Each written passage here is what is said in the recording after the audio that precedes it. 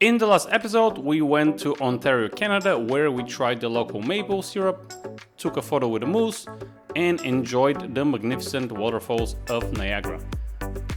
In this episode, I will finally head to the magical and dream island of Oahu in the state of Hawaii, where I spent 12 days in a camper van going around the whole island and eating ridiculous amounts of poke, surfed, snorkeled, drank, and explored.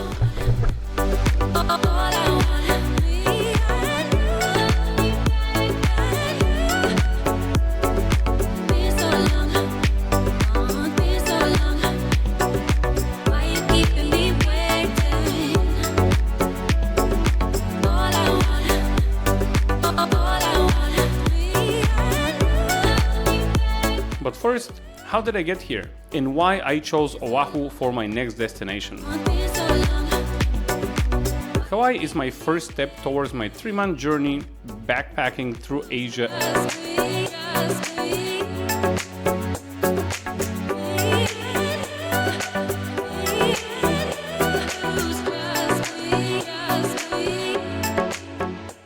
And everything started with a random airplane ticket that I found from Jacksonville, Florida, where I currently live, to Honolulu, Hawaii for $282. And I had no choice but to buy it.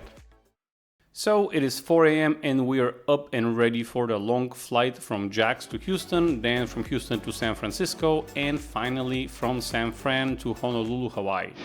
Whew, last flight was 5.5 hours. And this is what we're riding in, folks.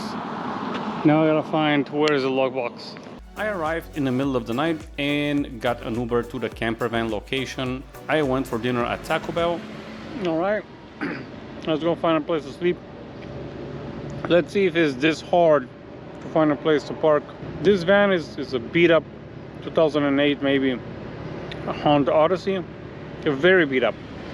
Or the lights light up like Christmas tree inside. The whole dashboard, man. But let's see if it's hard to find a place.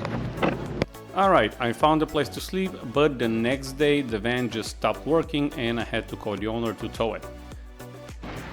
Alright, so here's the van. I'm on the sidewalk. I'll tell you the story of what happened later. There are many parking spots and beaches to choose from to sleep at night, but I chose Sandy Beach, which is my favorite. It was the first night that I spent at Sandy Beach.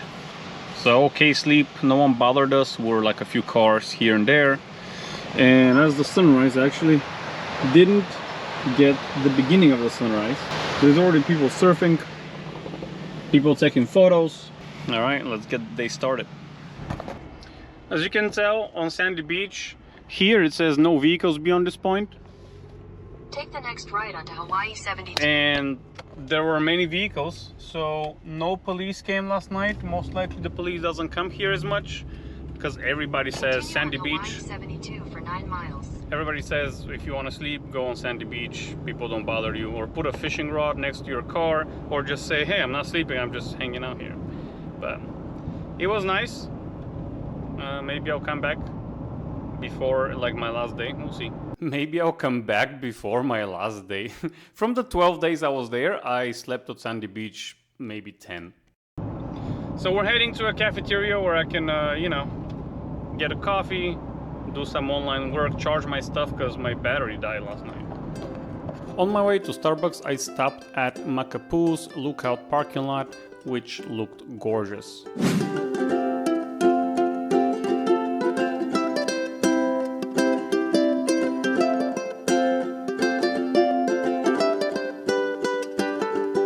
And brace yourself for a surprise at the Starbucks. There's no outlets. I have never seen a Starbucks that wants you not to stay in Starbucks so bad. Just get your coffee and get out. After I got my coffee in the van, I headed to a local distillery. But before that, let me tell you the story about the van and the camper van company I rented with, which you should definitely not rent with. So I'm here on the side of the road in Hawaii, Honolulu. How did I end up here? Let's start from the top. All right, so first I booked with Airbnb $54 per night camper van. great, looks amazing. Nothing in Hawaii is $54, plus the chance that I actually can go anywhere around the island. It is not Oahu is not a small island. I'm like, perfect. I didn't even think of that. It's perfect. All right, and I booked that like 4 months in advance for December. In December 6th to December 18th. 1 month before, I get a message on Airbnb from the owners of this thing that, oh, well, we're dropping off Airbnb. We cancel your reservation, and we're gonna still give you a van on an even cheaper price. I'm like, all right, sounds good. I call them. They're like, how much did you pay for the 12 days? And I'm like, well, $650. And they're like, oh, no. That's like more than double of a discount. Like, usually we're going to charge you $1,300 to $1,500 for that. And I'm like, wait, what? You all say you're going to give me like a discount. And like, no, yeah, but that's just crazy. No, like the minimum we can give you is like the minimum is like $1,300. So I had to argue with them and point out to them that if they fuck up, it's their business. That's okay, that's okay. So the guy was like, well, I'm that's way low, so it's season for us. So he was saying that, no way, man, $1,300 minimum at least. So I talked him down to $1,000. And he said that he's gonna throw a surfboard too, which is $50 for the whole stay, for free, and $1,000. And he's like, yeah, we're losing $300-400. And I'm like, man, you keep saying you're losing, but I'm getting screwed, and I'm the customer, and you're the host. You know what I mean? That's what I'm saying, that when you have, the waves are actually amazing. When you are a host, you basically take responsibility or guarantee or whatever you want to call it to host someone. Like, they rely on you to actually sleep somewhere. And if I don't sleep anywhere, where the fuck am I going to go? Anyways, he repeated a couple of times, and I'm like, hey, listen, you keep repeating you're losing $300-400. I get charged $300-400 extra for, hey, it's season. We cannot let you rent the car for this cheap. It's season. I know, and you should have known it's season. Now, when I was driving with him to get this van, he kept telling me how, well, you're so lucky we didn't cancel on you because we could have just canceled on you. I'm like, bro, don't say shit like that. I know you could have canceled. They had like 5 vans available. He's like, yeah, we barely have anything available. No, we had 5 vans. Stop saying that. Like, you're a fucking asshole. And if you watch this video, you're an asshole. Like, I understand as a host that things happen, but you are carrying your business as an asshole. And if we were on Airbnb, I would make sure everybody else knows about it.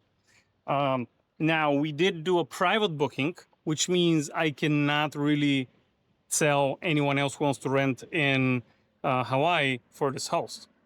However, I can make a video about it and name it with the name of the company and tell everybody how I feel about their service. So yeah, basically, this is a new van that he gave me. Not bad. AC doesn't work. But we got the surfboard that he promised. And I got some chairs and some other stuff, which is great. However, in the previous van, like, it was hell. I had to go with a towing guy to drop me off. They need to tow this thing, like, and he told me, I don't know if I mentioned this, hey, we actually had it checked the other day. Like, no, bro, that's not checked the other day. Then this van I get, and again, the AC doesn't work. This is the first thing you're gonna notice once you test the car. It's Hawaii, right? You're gonna test the AC, and it's not working. With all that said, I'm in a gorgeous location. I'm gonna fly the drone in just a second. Then I'm gonna go dip. I finally put my shorts. And after that, this is Sandy Beach. Waves look huge. And after that, I'm just gonna go and find a place to sleep somewhere. But it is about 2 p.m. now, or 3. I'm gonna go into the water after the drone. I'm gonna have fun a little bit, finally.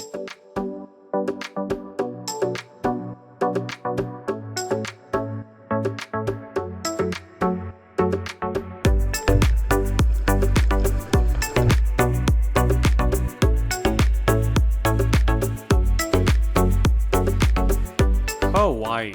A place so beautiful, even your camera roll gives up and just starts crying. But believe it or not, this is not just one island. It is a chain of 137 islands, although only 8 are considered the main ones. And as you already know, we are in Oahu, known as the Gathering Place, which sounds peaceful until you try to find parking in Waikiki Beach. Oahu is where modern life and Asian culture constantly bump into each other. Kind of like me and tourists at the ABC store. It's home to nearly 1 million people, over 2/3 of the entire state's population. And yes, somehow they all seem to be on the same beach as you at sunset. But there's something special about this place. Maybe it's the mix of lush green mountains and crystal clear water. Maybe it's the deep roots of native Hawaiian culture where aloha isn't just hello, it's a way of life. One that teaches respect, humility, and connection to the land. By the way, pineapple? Not originally Hawaiian. It was imported, just like 90% of the people currently in this drone shot.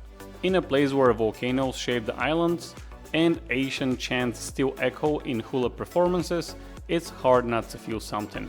So yeah, Hawaii isn't perfect, it's pricey, it's popular, and occasionally your rental van dies. But if you let go of your mainland expectations and just be, you might just understand why people call it paradise. That's it for part 1. In part 2, we're going to climb Coco Head and Diamond Head mountains, do more surfing, and I'll tell you more about the lifestyle of Hawaii and the history behind the pineapple pizza. We're gonna visit Pearl Harbor Memorial and we're going to leave Hawaii with a fireworks show.